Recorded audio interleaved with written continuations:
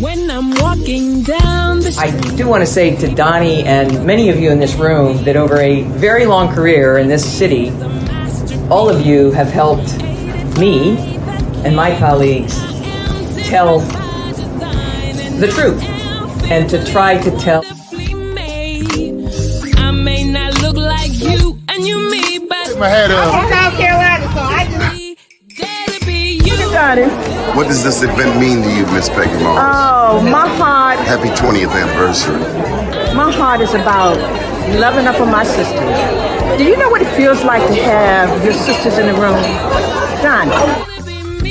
And dare to be different and unique. I'm gonna be the best me I can be by letting His glory shine through. I am beautiful, I am blessed, but not just what you see in the flesh. I'm free from people, free from myself. There's a The doctor lived next door to the janitor, to the reverend, and the lawyer. We were together.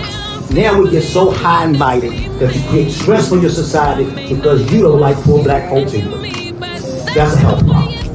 Get yourself together so I can stop being taking care of geriatric people and get back to pediatrics. I thank you, Doni, for all you've done. Let's keep doing it all and more. letting His glory shine through. Dare to be you, dare to be me, dare to be different and unique. I'm gonna be the best me I can be by letting His glory shine through. And I dare you, I dare you, I dare you to be you.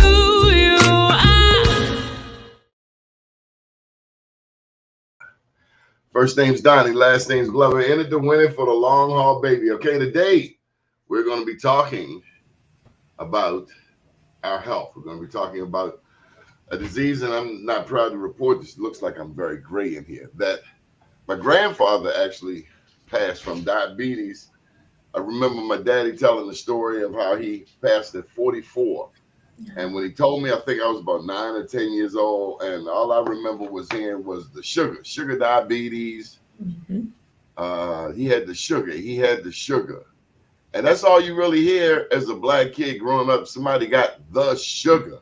And then, but nobody tells you, because my dad would give me Halloween candy, and I'm like, well, but he was supporting some type of diabetes cause, and every year was some type of candy fundraiser. And he was a film director. I forgot to tell you that part, Dr. Cunningham. Okay. So I'm like, well, why are y'all giving people candy if the man died from candy? Okay, so Dr. Cunningham, what is diabetes and what does it have to do with candy? Oh, okay.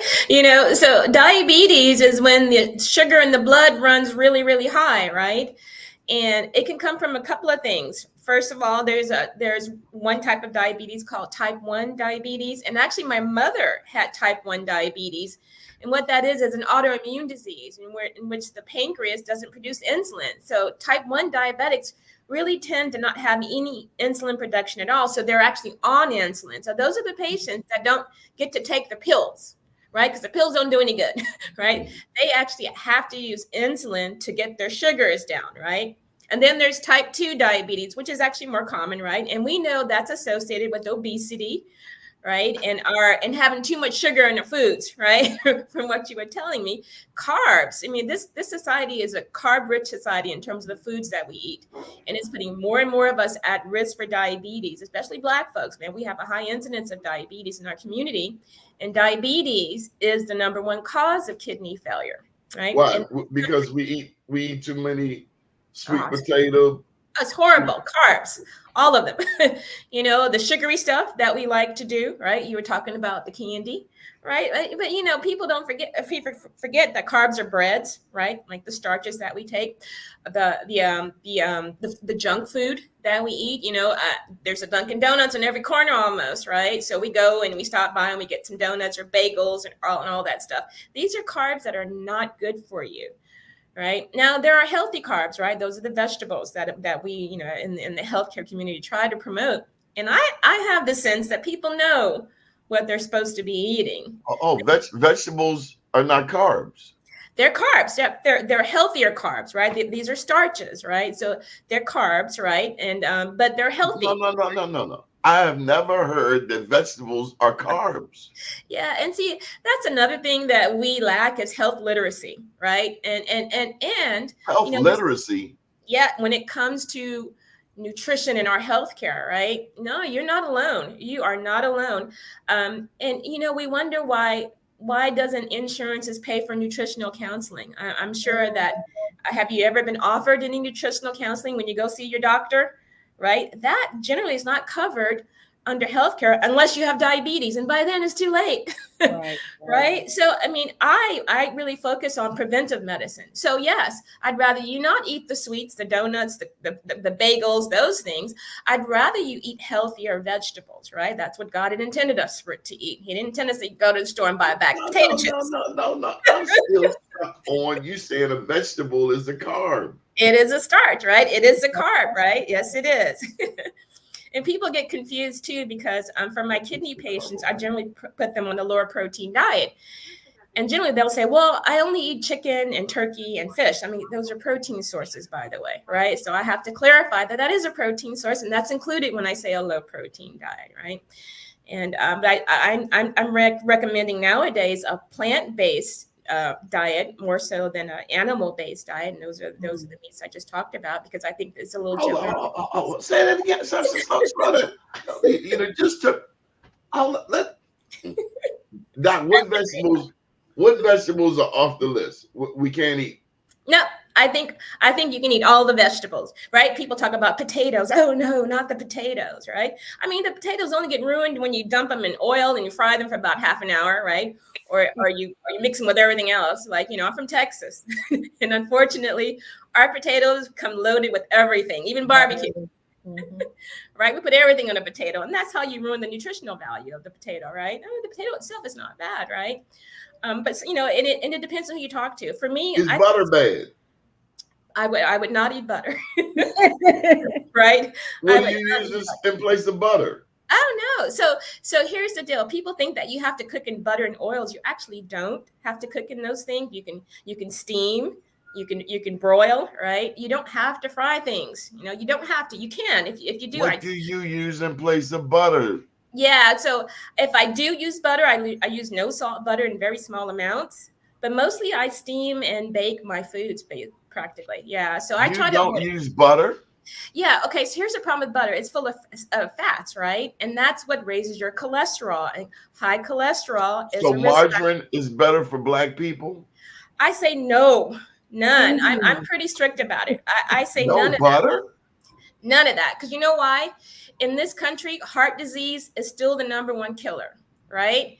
And what's the risk factor? No, I live in Baltimore. Gun violence is the #1 killer. No, for I don't know what your age is, Doni. I'm 58. As you and I age, yeah, we're gonna get past that really critical stage in Baltimore where you're trying to get past dying really young. But as we get older, we're gonna most likely die from heart disease. Yeah, and so how can you say that? Because it's a fact. Yeah, and especially if you have kidney disease, people don't realize diabetes, high cholesterol, and kidney disease. These are risk factors for heart disease, right? I have 40-year-olds having heart attacks because they have high blood pressure, which is a risk factor for heart disease, right? All these things kind of play into each other. If you want to live a long life, I would say eat as healthy as possible. Make sure you don't develop diabetes. You keep your blood pressure under control. And you don't come to see me. That means you have kidney disease. By the time you get to me, you're in trouble. Well, right now I'm drinking ginger tea. Okay. Okay. So this is ginger, lemon, and honey. That's all right. Is that okay? That's okay. That's okay. Okay, well, we can take an ounce of guilt off of my chest. Okay. Is ginger good for you? It's fine. It's fine. I don't take some of those things away. Remember, it's the fats that kill us. It's the bad diets that kill us, right? Is garlic good for you? Garlic is fine. You can have garlic, yes. Onions are good for you? That's fine. That's fine. Habanero peppers. That's fine. That's fine. Because I put all of that into my ginger tea. Okay, all righty. Yeah, but what are you going home to eat for dinner tonight? That's the big thing, right? I have okay. Tonight it's gonna be the Chipotle that I bought last night that I didn't eat last night. Oh, okay. So here's the problem with fast foods. They tend to be really high in salt, right? And Black folks generally have what's called salt sensitive hypertension, meaning the more salt we eat, the higher the blood pressure runs, right? So if you have high blood pressure, you should be on a low salt diet anyway. And this is why I have to remind my patients who have hypertension or on medications, you should be on that. That's the first line of treatment, right? Dietary and lifestyle changes, right? So all my patients who have high blood pressure should be on a low salt diet. So check Chipotle, see how much salt is in that meal you're about to consume, right? Because people Somebody don't gonna give me my $13 back. people don't realize fast food's really high in salt. It really Oh, is. that's the only fast food I go to. I don't. Chinese food, the little No, packet of soy 'cause I sauce, don't believe it's 1,000 real Chinese milligrams food. of salt in it, right? That little packet of soy sauce, 1,000 milligrams. I put my patients with hypertension on a 1,500 milligram salt restricted diet. 1,500 in the whole 24 hours. So if you have one little packet of soy sauce that you add to your noodles or whatever you're adding, your rice, that's 1,000 milligrams already, right? So what's also high in salt? Oh, What about hot sauce? yes, it is. There's salt in there. Turn it around and read the label. You can see how much salt's in that, right? You lose a Is lot there of hot any sauce. healthy hot sauce?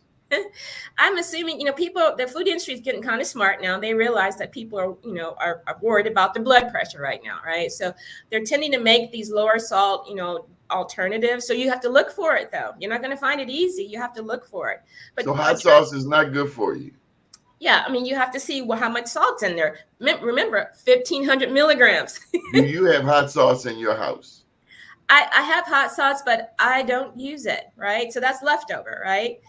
I'm eating a healthier diet because I have to be healthy to take care of my patients, right? What are you eating tonight? So I'm eating more vegetables, right? So I'm leaning towards more vegetarian type meals versus regular meals, right? You don't eat steak? You're from Texas. No, not anymore. Like I used to eat. Now, don't forget, healthcare professionals, we eat the same thing that everybody else eats, right? And we have the same health problems that everybody else has, right? I told you in my family already. My mother is a type 1. My sister's a type 2. Different mechanisms, right? My sister's overweight. Do they let you come around? Yeah, well, they're coming to my side of the fence now because they didn't used to. Trust me, They didn't like you at one point. Oh no, nobody liked me until people started being diagnosed with diabetes and high blood pressure, and then it's again. Oh yes, I can hear him now at Thanksgiving. Oh damn, here comes Rochelle. But we're eating healthier though, and I think the message is getting out because I'm finding patients trying to eat healthier. But the National Kidney Foundation is trying to promote too. We had an activity just over the weekend at one of the middle schools. A lot of people about how to eat healthier, right? And I'm really happy to see we're starting to turn a little bit. But I got to tell you, we are very stubborn and we're ways. I'm not saying you can't have any sweets because I think that's overboard. Yes, you are. People need to treat themselves. I used to be a waiter. You gonna have me serving broiled flounder with no salt and no butter. That's what the old white people used to order, and I used to look at them like, "Wow, that is not exciting." But you know what? The thing now is that people are trying to find ways to make healthy foods taste better, though. Mm-hmm. I mean, they're thinking with different. Well, how do you do that? Yeah, you can. You experiment with different herbs. I use a lot of garlic in the foods that I eat. And if you choose to use the powders, those don't have any salt in them, like garlic powder, chili powder, right? They don't have salt. Those are not salt. Only thing about garlic make your breath stink. That's right. That's right. But I love Italian food, right? So I look for sauces that are low in salt, right? And I season it a lot. I put a lot of herbs, Italian seasonings in it that's non-salt, right? So not salt-based, right? And it's still very flavorful, by the way. But you learn how to eat healthier and still have to make the foods tasty, right? Because true, if it's not tasty, you're not going to want to eat it. You're going to go back to eating the ways that you used. But I tell people, this is your arm, Natasha. She's twisting my arm. This is your opportunity to try. Yeah, but when you Oh, I'm sorry. One more thing. When you have 40-year-old Black men having heart attacks, I mean, classic heart attacks, that makes you, I got punchy one time and I had a 37-year-old Black woman who had a stroke, a classic stroke. I sent her to the NIH and she's got a lot of rehab. So she had complete left-sided facial droop, left arm and left leg weakness. 37-year-old Black woman. She had hypertension. And it was actually fairly controlled, but guess what? Guess what? We were not checking her cholesterol. Oh, Yeah. So, and this is what your primary care doctor, they're supposed to do these kind of health maintenance things. Black men have to get their prostate checked. Okay, you're too damn optimistic. Dr. Cunningham, what about medical apartheid? Black people don't get the same level of attention and service from an American medical system as do our white counterparts. I've heard it from women. I've read about the medical sterilization that went on in North Carolina. We know about the Tuskegee experiment where they dumped syphilis on people in Alabama. And we know about Planned Parenthood and Margaret Sanger and how she thought Black people were weeds that need to be exterminated. We know about all of the stuff they've been pushing on us, but we don't get treated the same. That's right. And we don't. And what I tell people, especially when you have older folks that come in, do not come to your doctor's visit by yourself.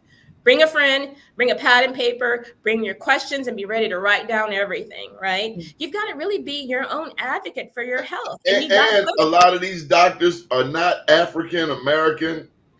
They're not even white. They are from elsewhere. And it's nothing worse. And I'm just going to say it. I don't know how they're going to take it, but I'm just going to call a spade a spade. It's one thing receiving racism and discrimination from white people. I'm not going to say that we are used to it, but we certainly have had 300 or 400 years to understand it. What is baffling to me is how a son of a gun from another country can come here and attempt to fall into that same mentality. I'm not going to call out any particular countries like India, Pakistan, or Bangladesh, but I'm just saying it's even more horrible when somebody who wasn't born here comes here and perpetuates the institutional racism onto our people. It is sickening. I mean, I understand what you're saying, and I tell people, that's a health hazard, and they're pushing me to put a sticker on their head there, Doc, but I don't do that anymore. Well, I tell people, you know what? You don't like your doctor, you don't like what you're hearing from them, find another one. All right, you can fire your doctor. I fired mine. Right. I look for doctors who I feel are going to be responsive to my needs. I keep looking until I find one, right? You don't have to go to a doctor just because they happen to be in the area or there's somebody that your doctor referred you to. You don't have to do that. You can find anyone, right? And you know what I also tell people? Get a second opinion. There is nothing wrong with getting a second opinion. If you're not quite sure, it doesn't quite sound right, I mean, there's nothing wrong with it. And you can go to the doctor's office. I'm just here to get a second opinion. And you have to go over your history again and tell them why and let them see. Well, and I've had people do that. I tell them, like, I had a patient one time came in complaining of shortness of breath. He had a stress test. They thought everything was fine, but he still was symptomatic. He could still barely walk without getting short of breath. I'm like, look, I'm going to send you to some other place. And he ended up with a stent. He ended up with it. And he went and he feels better now. So clearly there was something going on, and that first evaluation just didn't pick it up. That's what I'm saying. If you think that things aren't quite right, it doesn't sound right, you go get a second opinion, right? One last thing, Dr. Cunningham. What about water pills? What are water pills? Oh, they're fluid pills. Yeah. So medications like furosemide or torsemide, and these are for patients who have swelling issues, meaning they have either congestive heart failure or they're swelling in their legs for a variety of reasons. But we have to put them on fluid pills to get the fluid off because that's the only way to do that. You basically have to make them pee the fluid off, right? So you bring up a good question though. So why do people have congestive heart failure? For Black folks, the number one reason why we tend to have congestive heart failure is not that we don't have a heart attack, because we like other ethnic groups, but we tend to have hypertension. Hypertension is the most common cause of us developing congestive heart failure. There's a different type of congestive heart failure. We call it diastolic dysfunction. So what high blood pressure does is it thickens up the heart. So instead of the heart getting flabby, like when you have a heart attack and you're not getting blood supply to the heart, and the heart dilates and gets really big and boggy, and it causes the heart not to pump well and fluid to back up. We have what's called diastolic dysfunction. Really means that actually the heart's so thickened up that it's really pumping too well. But you can develop congestive heart failure with that too. And that's actually what we tend to have, because we tend to have a lot of hypertension. And there's some reasons for that. It's not just being salt sensitive. Is racism a part of any of our health conditions? Racism, it's about treatment, right? And as you mentioned before, right? No, we're just angry. Can being angry at racists make you sick? Oh, absolutely. That's called stress. It's called stress, Doni.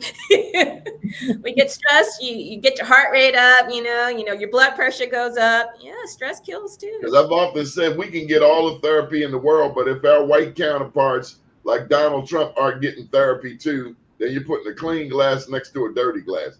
Mm-hmm. Okay. Yeah. Go ahead. I'm sorry. Natasha, please chime in. Well, all I do the part that we need to do in moderation. I make the candy. Mm-hmm. What about ice cream? Is ice cream bad, Natasha? It's not ice cream better than the brittle. It's just we talking about the sugar, but that's what I do. So, do you want me to talk about it and speak on it? Because that's what I do. I'm the brittle queen. Mm-hmm. I make brittle. I make sweets.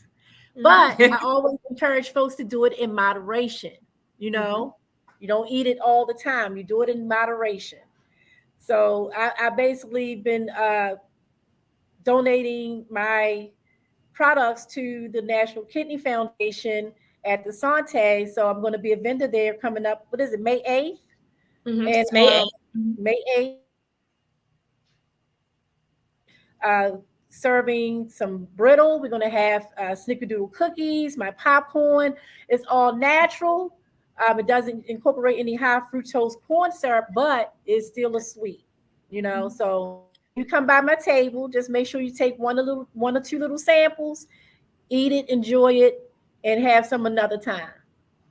Not the same night. And Natasha, are we just dreaming? Because I was in a restaurant last night and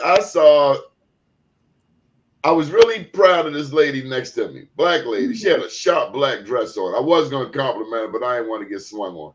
It's Baltimore. No, I'm just joking. But she ordered the buffalo wings and she ordered a salad. Mm-hmm. Now, I was just saying to myself, I know she's going to be hungry when she finished that. No, not necessarily. The salad is good, and it's like a happy medium. You got a little bit of something. I'm a former daycare provider, so I would give the children a little something that they liked and a little something that they didn't really appreciate all the time. And we never fried our foods. We always baked. And I got broiled. I was a green daycare center, so I changed everything. I changed our eating habits. I had a garden in my yard, even though I was in the city. And that's how we fed them. In what city? Baltimore City. You in Baltimore? I'm Northeast Baltimore, Maryland. I'm 2 blocks from the county line, but Baltimore's Baltimore. Slow down. In Baltimore.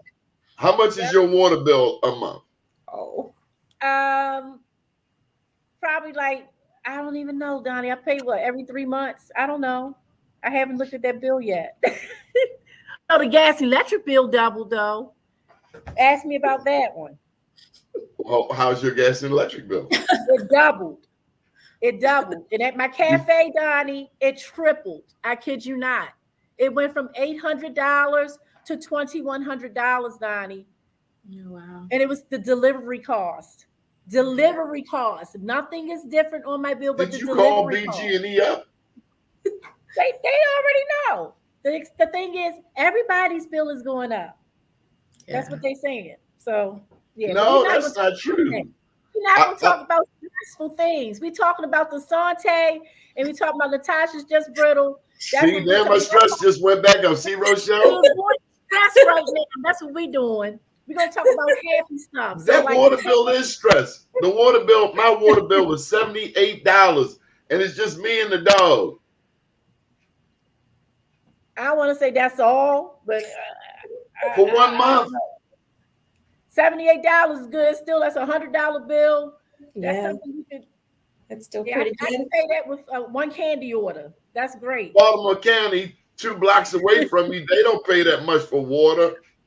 I'm gonna do some investigating. I'm gonna go up to the candy store up the street and see if they pay how much they pay. I'll do That's some what this investigating. whole election is about. Baltimore Gas and Electric and Brandon Scott. Mhm. All right, so we ain't gonna talk politics. No politics.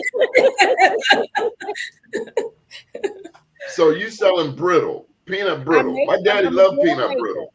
I'm a brittle maker, but I also own a commercial kitchen with about 25 plus caterers, bakers, and makers utilizing the one space. So a couple of us will be at the Santé supporting the cause.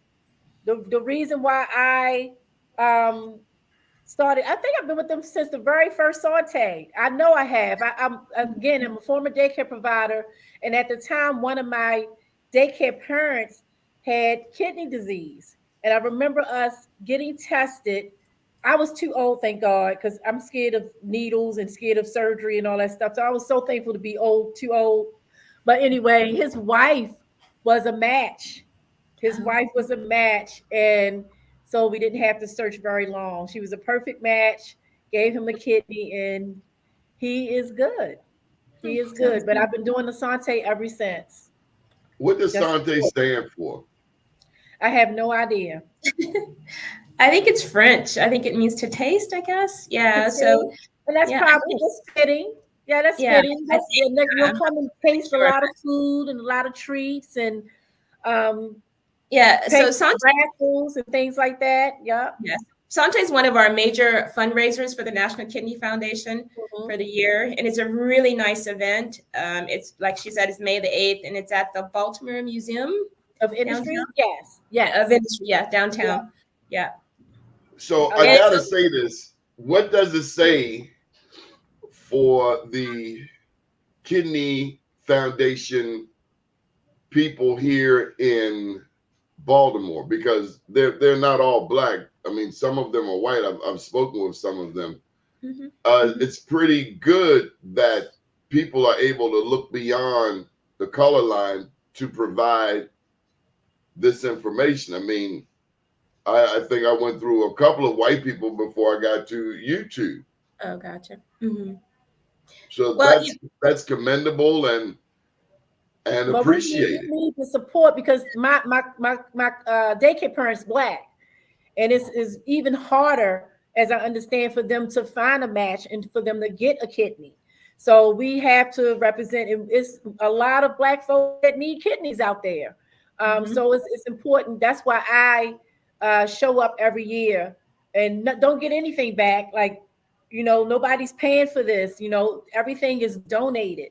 But I want to make sure that I'm there so that if people need a kidney, they have the resources, the funding where they can get that help. So that's why I show up every year. How'd you get recruited? I think I saw an ad, or somebody may have called about my candy to maybe to donate a basket, and then I talked to someone. And like again, my daycare parent was going through that situation, so it just resonated with me, and I just felt important to be there. Ever since, I can't even remember how long it's been, but I know I've been there from the very first one. Yeah, I'm Natasha, Doni. I'm the brittle queen. I've been. So people know who I am. I'm the brittle queen, baby.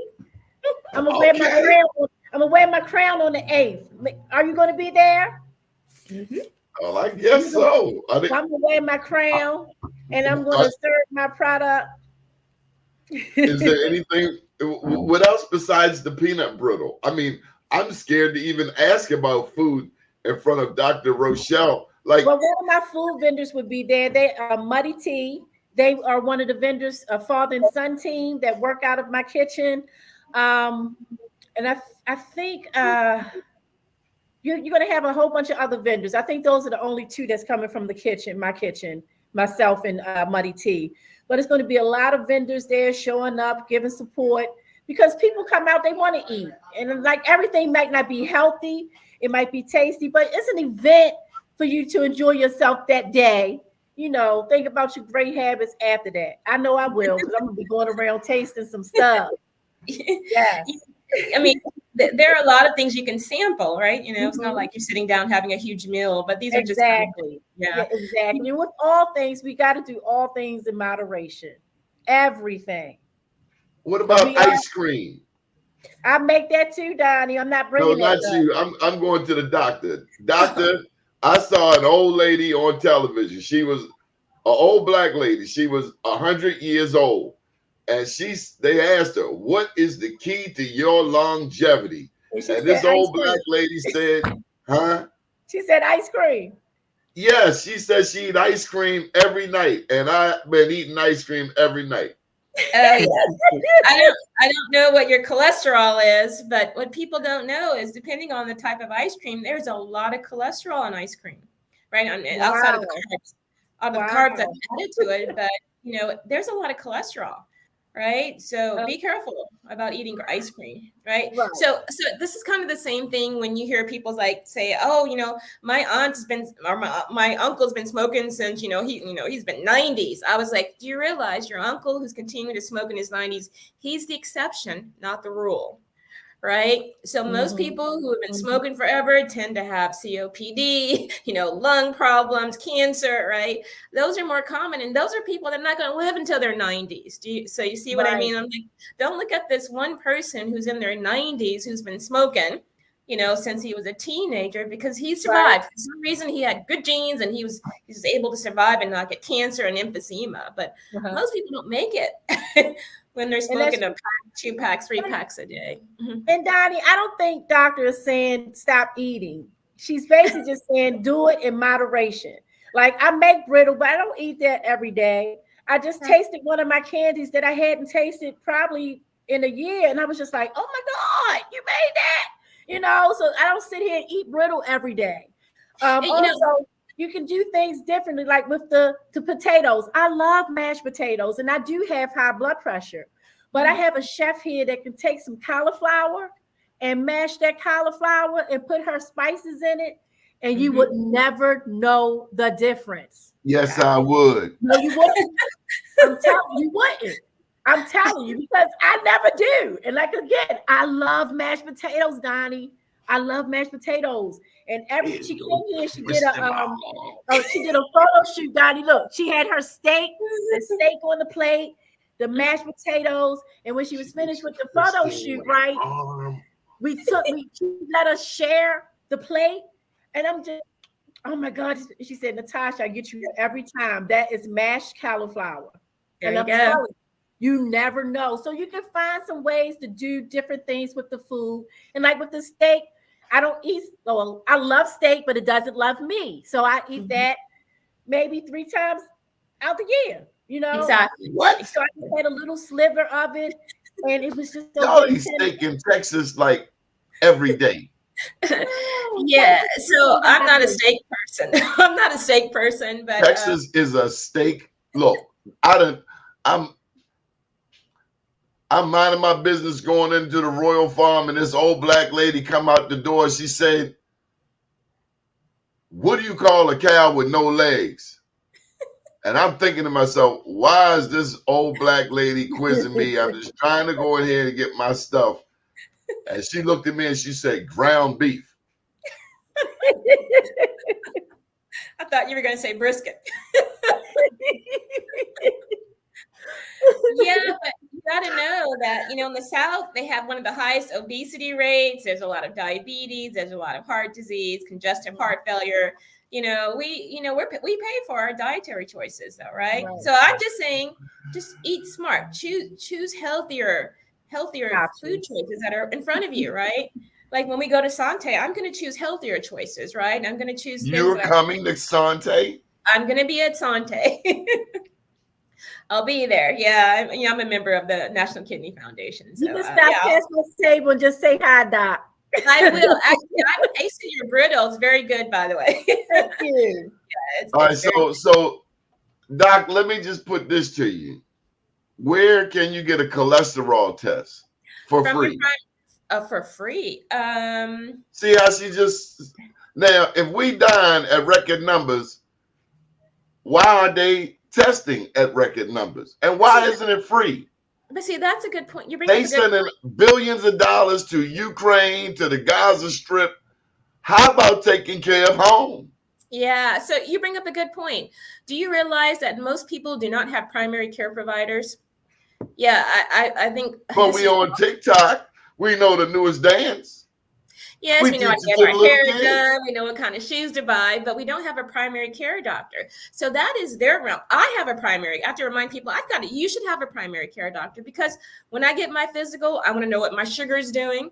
I want to know what my blood pressure is doing. I want to know what my cholesterol is doing, right? I tell my patients, know your numbers. What are your numbers? What's your sugar doing? What's that hemoglobin A1C number, right? What's your number? What's your blood pressure is doing? Now, these are things that kill us. Remember, heart disease, still the number one killer in this country, right? So these are things that kill us. What's your cholesterol? I have a patient, I have to say, and he's not Black, by the way. He had the worst cholesterol numbers I have ever seen. And I've been practicing medicine for almost 30 years. And his cholesterol was like 3 times normal, the upper limit of normal. And, and he laughs about it, right? Oh, and by the way, he's already coded once from a heart attack. They brought him back, right? And I happened to check his cholesterol last year because he told me his doctors hadn't checked it. So I'm like, well, I'll add it to my labs. I'm doing his kidney function labs. And I get his cholesterol back, and I'm texting him over the holidays, call your cardiologist right away. Your numbers are extremely high. And I've never seen anything like that, Doni.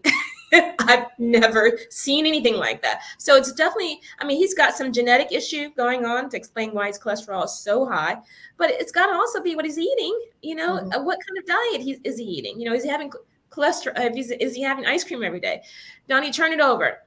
Depending on your ice cream, the kind that I like, I just read the label just not too long ago and I haven't touched it. 50% cholesterol. It says it on there, on the label, by the way. Take a look at your ice cream. Turn it around if you're not afraid. Treat, Doni, once a week. It don't have to be every day. That when we had the information, somebody asked how do they get tickets for the information? I don't know. I'm a vendor. But somebody asked how do they get Yeah, you just go to the website. Let me give you the website. Yeah, so it is www.kidney. Oh, hold on. Let me get to the website. There it is. Not in the press release. No, it's here. They gave it to me. Okay. Oh, so my bad. So, it's $125 a person. That's right. It costs $125 for the tickets, but you go to www.kidneymd.org. Doc, Black people ain't paying $125 a person. Let me just tell you, I don't know who came up with these ticket prices. Yeah. That don't sound like something that Black people gonna be paying for.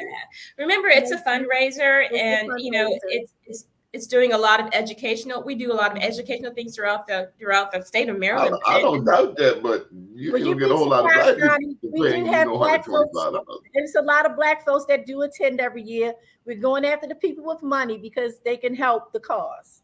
Yeah, and so the National Kidney Foundation also does a lot of. So you don't want Black people there. So for example, one of my patients who was Black, we paid her electric bill. So these are the things that these kind of activities help support. They have a fund. Exactly. They have a fund for patient services. So if people need transportation, if they need their bills paid, if they have some other issues that they need funding for, they just apply for one of our grants. So these are the things that the this kind of event, it is pricey, but it pays for these things, right? And so people don't know about that. If you are a kidney patient, meaning you're on dialysis or you have a kidney transplant and you run into some financial issues, you can go to the National Kidney Foundation, just go to the website and look at patient services, right? Yeah. So we do these things, right? So they have cholesterol tests at the National Kidney Foundation? So at the program that I went to yesterday, we didn't check cholesterol, but we checked blood pressure, diabetes, uric acid, and there was one other thing that we checked. No, it wasn't cholesterol. But like I said, the only way to get your cholesterol checked really is to go to your primary care provider and ask them. Actually, they should be doing that anyway, by the way, right? But if you're Black, you can anticipate them not doing it. Let's get back to this medical apartheid. Do other races deal with the same things that Black people do? I mean, we're just looking for basic services. We're just looking for people to do their god darn job. Yeah, and the thing is about having. Do you have insurance, right? There are a lot of people that don't have insurance, right? Or can't With afford. insurance. What's that? Listen, when my daughter was born, my wife at the time said she felt like she was being treated as if she were on welfare at the University of Maryland. She was a business professional, a business executive, but she said when she laid there in that hospital, she felt like she was being treated like a super poor person, as if she didn't deserve the decency and respect that every person ought get from our healthcare professionals. Too many Karens were on the scene. I'm just being honest. No. I get complaints all the time from my family in Texas, and that's why I say you don't do these things by yourself, right? My aunt will report people in a minute when she feels like something is not being done, either while you're in the hospital or you feel like you're not getting the care. She reports people, and trust me, that gets their attention. Right? Nobody likes to look bad, no matter which race you are, right? You don't like to look bad. But if you find out that you're not getting the care or you're being disrespected, you report them, right? And actually, I want to know if my patients are being treated poorly, right? I want to know. Cunningham, have you ever heard of Henrietta Lacks? Henrietta Lacks? No, I don't know who that is. So here in Baltimore, we have this very prestigious medical institution known for research. It's called Johns Hopkins. I don't know what was wrong with his mama, but she put an S on Johns because I never met a Johns in my life. No, that's right. But Johns Hopkins has a reputation for doing harm to Black people. My grandma said back in 1950, don't go to Hopkins. It's over in East Baltimore. Well, there's this famous story of Henrietta Lacks, whose cells, they were called HeLa cells. Oh, yeah, I remember. Yeah, I know what you're talking about. Yeah, how they, and actually, I've been in the lab myself, and trust me, those cells are used in terms of various experiments. The family was never compensated. They've made billions of dollars off of the immortal cells of Henrietta Lacks. Even Oprah brought a white woman on who wrote a book about it, but this woman was a fraud and a thief. She stole the family's information, their pictures. And Oprah's lifting this woman up like she's Jesus or Mother Teresa, when in fact she was a part of the whole damn scam herself. Yeah. We have seen the institutional and medical apartheid and how it doesn't favor us as a people. So we're very distrustful of the medical institutions. Yeah. And let me just tell you, have you ever heard of J. Marion Sims, the father of gynecology? Okay. Well, he was a rotten, I'm not going to cuss because of you, but he was a rotten person too. He was doing surgery on Black women without anesthesia. And he is regarded in American medical history as the father of gynecology. What type of diabolically evil people are they? Yeah, so I'm not saying that there isn't any racism in healthcare. Of course there is, right? There's a lot of it. I'm from Texas. I'm from Texas. Trust me, even me just going to medical school was very challenging, right? But my grandmother, who is one tough lady, she's not here with us anymore, but she is a tough lady. I have the most respect for her. I don't even think she graduated from high school. But, she was always the one to fight for things, right? You be the change that you want to see, right? You fight for these changes, right? And you don't back down. If you want to see, yourself being given the credit for something that you do, you make sure that it's known. This is what I find. When people do such things like this, they keep it quiet, they keep it silent, right? Don't be quiet or don't be silent about it, right? If you find that something is not going well, be vocal. Like I said, my aunt, people know her in Texas because she will say, this wasn't done right and this wasn't done right. Oh yeah. When she's in the church, of course, but when someone calls her and then she goes to see our church person in the hospital, she lets them know, this wasn't done and this wasn't done. And she starts reporting people, director of nurses, hospital administrators, and pretty soon the president of the hospital, right? My aunt, she's like, you know what? And they listen. And then when you report these people, there has to be an investigation. So there are ways to change, right? And you're right, we can't undo the past. I mean, I wish we could. We can't undo the past, but we can make things better. And we have to work to make things better, right? We have to make sure that, no, that's not acceptable. And I do that all the time. I said, no, that's not acceptable, right? If I'm quiet about it, then that's saying that they're okay, that we're okay with that kind of behavior, but we're not, right? And I make sure that, no, that's not acceptable, right? And so if we want change, we're going to have to work for it. We're going to have to fight for it. And this has been our history. All along, we fight for these things, right? I always wonder how we never gave up during slavery. I mean, I think about this all the time. How is it that we just kept going? I'll tell you how. I was watching Harriet Tubman movie, and I watched how they talked to her, how they treated her in this particular movie. They hit her in the head with something like an anvil, and she was having blackouts.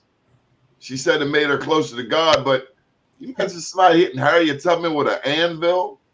And then she had the little weak sucker duck guys that wanted to go, oh, they got cold feet, and she put that Colt 45 in their face and said, you ain't going nowhere. But like I said, my grandmother was tough, and Harriet Tubman was tough. She was from Maryland, by the way. Yeah. I want you to know this, Doc. I got a book out called I Am Black Wall Street. It's my second book. Okay. The first one is Unapologetically Black. But Right. in I Am Black Wall Street, we talk about the black towns in Texas. Mm-hmm. Did you know? Now, everybody knows Black Wall Street, independent black town, Tulsa, Oklahoma. Oklahoma, yeah. There were 70 to 80 other black towns in Oklahoma. Oh, I didn't know that. Yeah. But East Texas had 500. I know in Austin, there I went to college in Austin. There was a little kind of Black Wall Street there for a while too. Yeah, there's a lot of history there. Yeah, Whole lot of history in Texas. There's a lot of history. Yeah, and it's good that these things are coming out though. Yeah. All right, Natasha, there's a lot of history here in Baltimore. Who inspired you to open a business? Who told you you had permission to open a business, Miss Wainwright? I've always been an entrepreneur since 25, so I'm gonna just say the Lord. That's where the vision came from. Do you have a relative named Eggy Wainwright? He's gone now. No, I'm not sure. That's my husband's name, my ex-husband's name. We had a cleaner on our block, and he had his own cleaners, and that was his name, Eggy Wainwright. Mm-hmm. Black people got some hell of a nicknames, Eggy. Eggy? You know, it had to come from like Egghead. Right. I thought you said Eddie at first, but Eggy. Okay. Eggie. Okay. All right. So what else you got on them shelves behind you? Where's your store? My store is located at 6617 Harford Road. I'm on the same block as Valentino's, across the street from Now Style Barbershop. It's two sections. One area is our kitchen where we create all this deliciousness. In the cafe, we serve a breakfast menu all day from 9 to 4, Tuesdays through Saturdays. I also sell local products on the shelves from different makers in the DMV area. And some of the products are made in-house as well. So we got a little bit of everything here. You up there in the Harbell community, up there in Hamilton. Yeah, Hamilton, Lorville, or Westfield community, whichever one you want to call it. It's all. Westfield. I like it up there because down the bottom of Harford Road, they pop that iron down there a little bit. I'm not sure about that, but yeah, I'm on 2 blocks from the county line, but still Baltimore. Yeah, same block. Come see me. Come see us. I will be coming through. It looks like a pretty nice business, a nice store. You know, we celebrate entrepreneurship. Even with you, Dr. Cunningham, people think of doctors and lawyers as specifically those kinds of professionals, but in essence, you are also an entrepreneur. Mm-hmm. Yeah. Yes, I would agree. If you're not making a profit, you can't keep that door open. You can't keep somebody at the front desk. You can't keep your medical supplies coming. You have to be business oriented. Let me ask you that. Do you have to go to business school, or is it just assumed no, you come out of medical school that you can count, and you know how to market and etc. the things that are related to a business. No, you learn the hard way. You kind of learn as you go, you know. You learn what it costs to keep the doors open with, you know, salaries, you know, these things. These are things you learn as you go. Mm-hmm. Yeah, but you know, I do what I do because I want to make sure that people stay healthy, my people especially, right? Black folks, we're kind of behind when it comes to our health. You know, we need to work harder than we're doing right now. And like I said, I have a sense that we're starting to think about our health more. Mm-hmm. Right. But, you know, just to some extent, you know, time has been against us. We talked about history already. But, you know, we're kind of hurting ourselves, too. Right. And when it comes to kidney disease, it's very prominent in the African-American community. Right. And that's because we have a lot of the risk factors that lead to kidney disease, diabetes, hypertension, you know, heart disease. These things cause kidney problems. So we need to take those things very seriously. Right. So this is why I do what I do. You know, I want my people to be healthier, you know, and I think we can start to do that if we make it kind of a priority. Health has to be a priority. Has the church embraced your message? Yeah, you know, we do work with churches in terms of doing some of the community outreach programs that we do. So I think so, and they're starting to do like some teaching on you know nutrition and those things too. I know you're not going to say it, so I'm going to say it for you. The church dinners they put too much damn food on it. We're gluttonous. We are the most gluttonous nation on earth. Would you agree, Dr. Cunningham? I agree. You know, I was telling, like I told you, I was at this activity yesterday, the day before, but about that book called Super Size Me. Do you remember that book where the guy ate from McDonald's breakfast, lunch, dinner, and if they said, do you want to supersize it? He would say yes. And oh my goodness, he only did it for 30 days, but you know, he gained weight, his cholesterol went up. It was horrible. It was kind of like a fast food diet. It was horrible. But you know, that's kind of what we do. We eat foods like that put on the weight, and then we start to have problems, right? Well, didn't they see the McDonald's experiment where the French fries left in a container? They stayed that way for like 6 months. They were not biodegradable. They just stayed there. And I have not touched. Only thing I've ever gone to McDonald's for in the past 20 years is probably a coffee. Yeah, but you know, I have one in my neighborhood and it's always busy. And I'm like, oh, this is what, and it's easy, it's quick, it's fast. Not so cheap anymore, but you know, people still do it, you know? Mm-hmm. Yeah, but we have to start eating healthier. You know, we have the genes that put us at risk for a lot of things, right? But our diet, that's something that we have control over. Well, Doc, you have left out of another component to health, and I can't let you slide. You have not said a word about exercise. Oh yeah, exercise is big. Yeah, but you know what? That's not the big issue though, right? So it's not? No, people always think, oh, I'm not exercising and that's why I'm gaining weight. No, it's what you're putting in your mouth. That's where all those calories are coming from. The CDC had this program. Yeah, the CDC, exactly right. The CDC had this program called Weight of the Nation. You may still be able to find it on YouTube, but you know, they had this one little spot where they had a little donut there with a chocolate donut with the sprinkles on it. And then they said, guess how much time it would take on the treadmill to burn this little donut? And then it said 1 hour on the treadmill. So one donut, you'd have to spend an hour on the treadmill to burn those calories. An hour to burn that one little donut with the sprinkles on it, right? But so the point was that, yeah, exercise is important. Don't get me wrong, because you know, it changes your physiology and improves your metabolism. But it's what we eat. All those calories we're consuming, and we're consuming a lot of calories. Doc, you got to do a little. Now, I thought if you put more in and you do less output, that's the bad formula.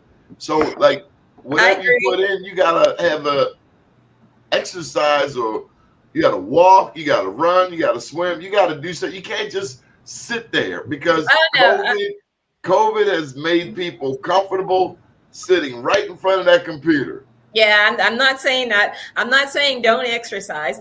I'm saying that the problem with the weight gain is not because you're not exercising, it's because you're overeating. All those calories you're consuming, especially, yeah, it's worse if you're sitting on the couch and not doing anything, right? Yeah, but trust me, it's all those calories we're consuming, right? Mm-hmm. That is really the big issue here. Yes, you need to exercise, because trust me, when you weigh 200, 300 pounds, it's hard to exercise. right? And I tell people, well, do something stationary, you know, to get your heart rate up a little bit, right? But it's hard to exercise, but you cannot eat all those calories, right? We have to be honest with ourselves. We try to say, you know, but I don't eat that much. Yes, you do. Because if you're not losing weight, you're at least eating enough calories to keep your weight stable, right? If you're gaining weight, you're eating too many calories, right? So, so yes, watch what you're eating. That's first. And yes, exercise, number 2. Okay. When people overeat, when people overeat, does the food go to their upper, to their lower? Does it go just to their lower? I mean, when you're older, it goes around the middle, right? Because, you know, all those things we talk about in terms of aging, the metabolism slowing, that we're not as active as we used to be. It's going to go around the middle. And that too is associated with heart disease, right? We call it truncal obesity, right?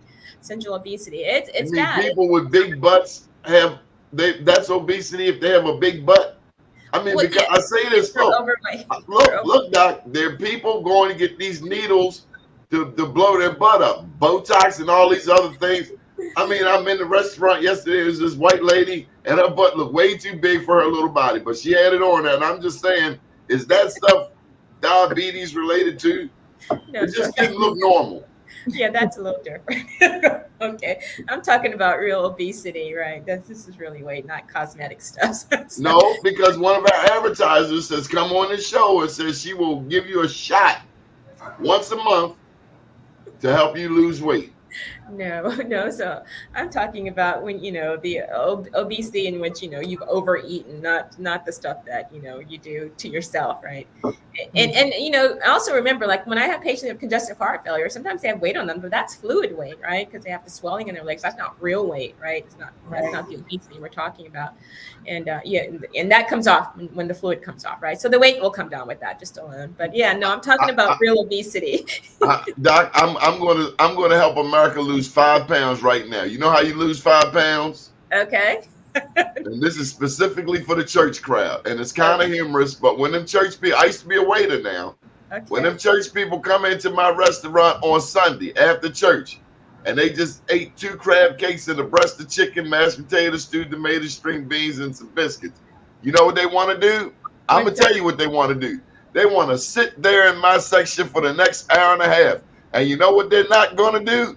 They're not going to sit in my section, because you know what I'm going to do? I'm going to break a glass. I'm going to drop a glass right there at the table. It's going to make a whole bunch of things. And then they're going to get up and then they're going to go. Black people, stop going to the restaurant, eating your food, and want to camp out for an hour and a half. Get up. Yeah. That's why I couldn't be a waiter no more. Plus, the damn drug dealers want to eat up $100 worth of food and don't know what 15% is. So I had to write my little tip on the check. Okay. And so when they give me $5, I've actually gotten 20% on the check. Okay, good. I'm just making stuff up. Don't pay me no mind. Okay. Natasha, plug your business one more time. Rochelle, Dr. Rochelle Cunningham, you plug your business, and we're going to call this a day. It's been educational. I guess I got to cut back. I'm just going to cut back on the ice cream. I'm going to cut back first. Once a week. I'll take that. I didn't go that far. You're going way too far. But I'm going to cut back on the amount that I eat. Okay. I'll take it. And I'm going to pump this air, the air into this bicycle and ride around the block a couple of times. There you go. That sounds good. You're going to eat some more vegetables too, right? Going to throw some more of those on your plate? Try well, cauliflower. I'm telling you. I don't even, cauliflower's got to be the blandest thing on the planet.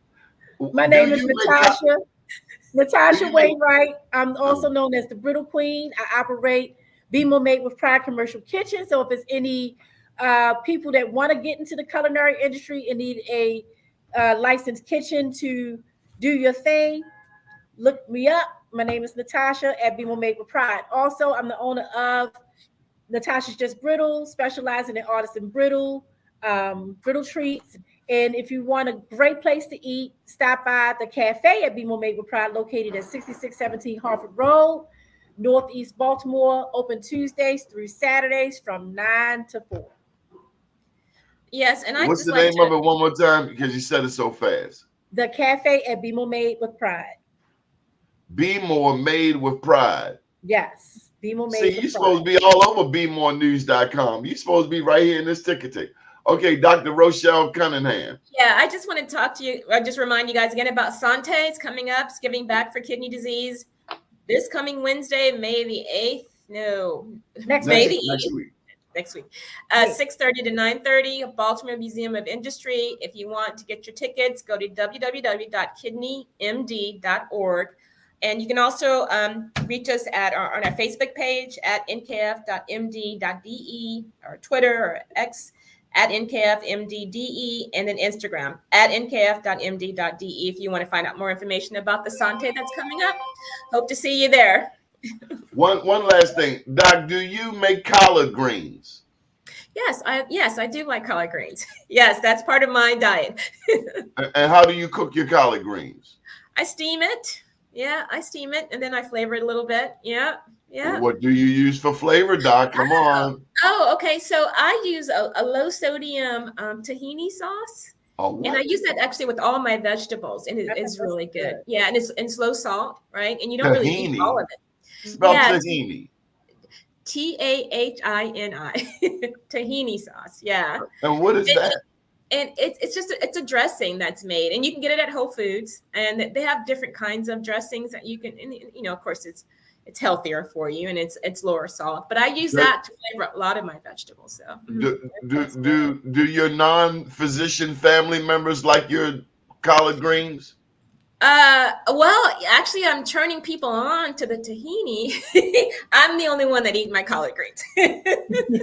Yeah, but I also use it with Brussels sprouts. It's really good. I'll steam the Brussels sprouts and add the sauce to it. It's really good, actually.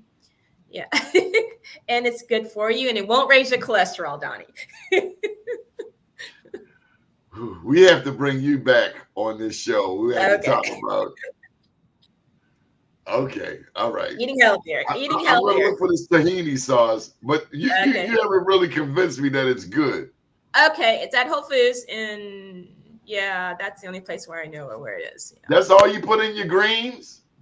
And I use that with Brussels. I've used that with most of my vegetables. Asparagus, if you steam your asparagus, you can use that as a dipping sauce. Well, I use that with my Brussels sprouts. So you don't use smoked turkey in your collard greens? No. And you damn sure don't use fatback. No. Yep. You know, they're shaking your head. You use tahini sauce?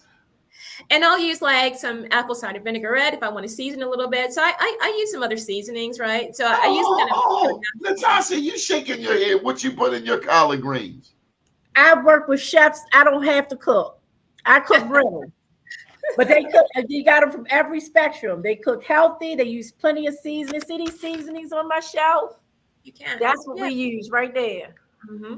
And they can make some things taste good, Donnie. It's really good, right? Exactly. I've seen it firsthand. Yeah. What do they serve in your restaurant, Natasha? Well, I serve the restaurant food. We make breakfast all day.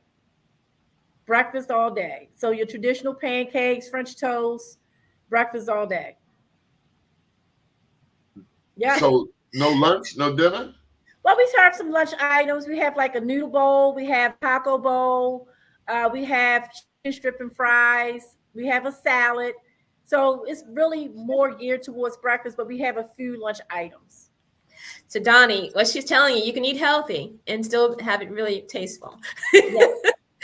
You can make the change. You can do it. Lead the way, Donnie. You can Let do my it. people go. You can do it.